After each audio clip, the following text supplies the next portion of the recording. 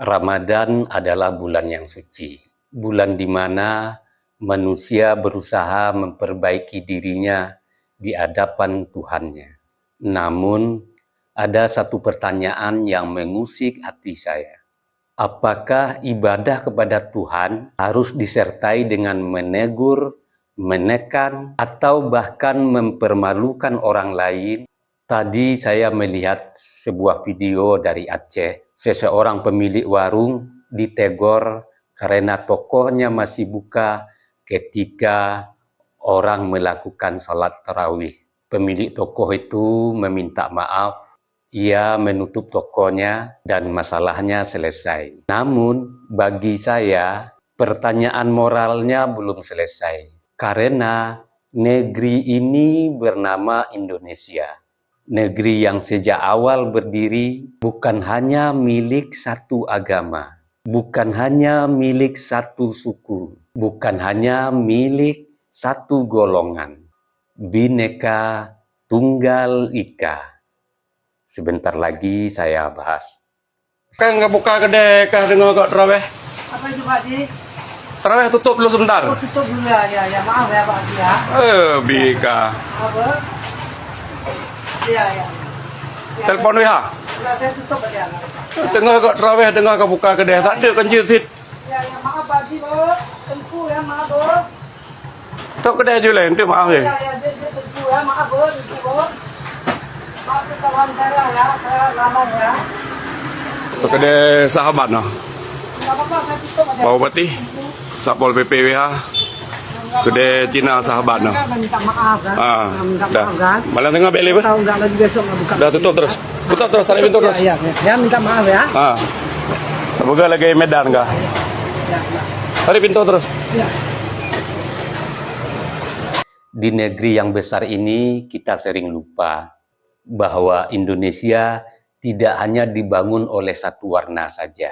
Indonesia adalah rumah besar, tempat berbagai suku, berbagai bahasa, berbagai agama hidup dalam satu kalimat yang sama, Bhinneka Tunggal Ika. Namun tadi saya melihat sebuah video, hati saya terasa terusik, yaitu video dari Aceh. Seorang pemilik warung ditegur karena tokohnya masih buka saat masyarakat sedang melaksanakan sholat tarawih. Pemilik warung itu meminta maaf dan ia menutup tokonya dan suasana pun kembali tenang.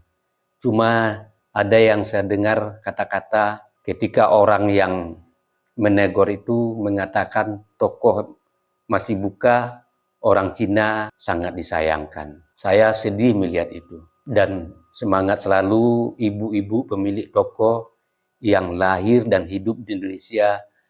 Beliau adalah orang Indonesia. Atas kejadian itu membuat hati saya bertanya, apakah agama memang mengajarkan kita untuk memaksa orang lain beribadah dengan cara kita? Ibadah adalah urusan manusia dengan Tuhannya. Ibadah adalah jalan seseorang untuk memperbaiki dirinya sendiri. Agama datang untuk menundukkan ego kita, bukan untuk meninggikan diri kita di hadapan orang lain. Jika kita pergi ke masjid untuk sholat tarawih, maka lakukanlah dengan khusyuk. Tetapi jangan sampai langkah kaki kita menuju rumah Tuhan justru membuat kita lupa menjadi manusia. Saya teringat sebuah pemikiran yang pernah saya tulis. Dan semalam juga kembali saya tulis di Facebook saya. Fanatik itu penting, bahkan sangat penting jika engkau ingin rasa dan sensasi menyintai. Maka fanatiklah kamu kepada negaramu, kau akan dapat sensasi sebagai negara yang besar. Fanatiklah pada agamamu, maka kau rasakan nikmatnya beragama. Fanatik itu sudah benar adanya, yang salah adalah kau fanatik, yang lain kau hina dan kau recokin. Pemilik warung itu mungkin berbeda keyakinan, mungkin berbeda budaya, bahkan mungkin berbeda wajah dan bahasa. Tapi satu hal yang pasti, ia tetap warga negeri ini. Ia tetap bagian dari Indonesia. Dan Indonesia tidak pernah dibangun hanya untuk satu golongan saja. Indonesia dibangun oleh tangan-tangan yang berbeda. Ada yang membangun dengan doa, ada yang membangun dengan tenaga, ada yang membangun dengan berdagang, ada yang membangun dengan menjaga kedamaian. Maka jangan sampai agama yang seharusnya membawa rahmat justru terasa menjadi tekanan bagi orang lain. Karena agama yang benar akan selalu melahirkan akhlak yang lembut, bukan kemarahan, bukan kesombongan, dan bukan merasa paling suci. Mari kita beribadah dengan sungguh-sungguh, tetapi pada saat yang sama, mari kita menjaga hati agar tetap lapang.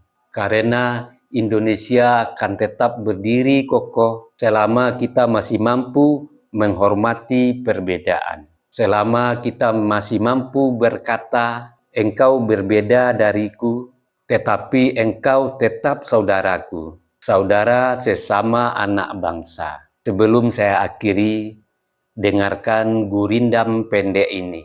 Jika iman membuatmu lembut pada sesama, itulah cahaya agama yang sebenarnya.